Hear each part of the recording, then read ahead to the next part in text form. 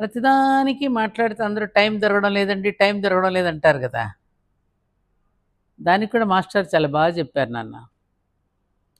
ఏమిటోనండి, busy routine అయిపోయింది. ఎంతసేపు office, ఇంటి గొడవలతో సరిపోతోంది. పట్టుమని 10 నిమిషాలైనా దేవుని ముందు కూర్చోలేకపోతున్నాను. ఇక ఈ జీవితానికి ఒకటే ఖాళీ అంటూ చాలామంది అంటుంటారు. ఏమిటో భోజనం ముందు కూర్చున్నప్పటి నుండి భోజనం చేయడమే సరిపోయింది. రుచిని అనుభవించడానికి కూడా అవకాశం లేకపోయింది అన్నట్టున్నది వీడి సంభాషణ. రుచిని అనుభవిస్తూనే భోజనం చేయడం ఎలా జరుగుతుందో, దైవాన్ని అనుభవిస్తూనే దినచర్య నడపడం అలా చేత కావాలి. నిజానికి మనము మన దినచర్య దైవంలోని భాగాలే కదా. దినచర్య మనదే అనుకుని బాధపడే కన్నా దైవానిదని బోధపడితే జీవితమే ప్రార్థన అవుతుంది. దినచర్య మనది అనుకొని బాధపడే కన్నా దైవానిదని బోధపడితే జీవితమే ప్రార్థన అవుతుంది. నేను చేసే చర్య అంతా దేవుడి చర్యే అని అనుకోవాలన్నమాట.